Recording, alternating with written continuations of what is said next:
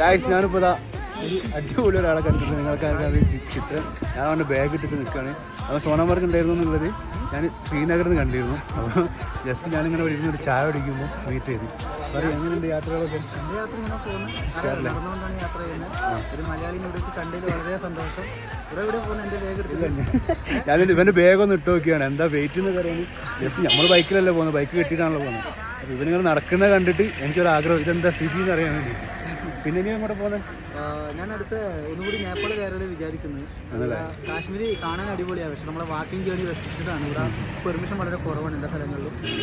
ഇതൊക്കെ ജീവിതത്തിൻ്റെ അനുഭവമാണ്. മാക്സിമം സഞ്ചരിക്കുക, ആവുന്നത് പോലെ ആവുക, അത്രേ ഉള്ളൂ. അപ്പോൾ ഞാനും ഇവൻ്റെ മാതിരി തന്നെ ഭയങ്കര ആഗ്രഹത്തിലാണ്. ഇവൻ യാത്ര ചെയ്യുന്നതൊന്നും നമ്മളെ കൊണ്ട് പറ്റൂല കേട്ടോ, കാരണം ഏകദേശം 1.5 വർഷമായി വീട്ടിൽ നിന്ന് ഇറങ്ങിയിട്ട്. അപ്പോൾ ഓൾ ദ ബെസ്റ്റ് മാൻ. അപ്പോൾ ഞങ്ങൾ ഇവിടുന്ന് പിരിയാണ്. എനിക്ക് ലഡാക്ക് പോകാൻ സമയം, ഞാൻ ഇവിടുന്ന് ലഡാക്കിലേക്ക് പോവാണ്. ഇവനിവിടെ തന്നെ 2 ദിവസം ഉണ്ടാവുക കഴിഞ്ഞിട്ട്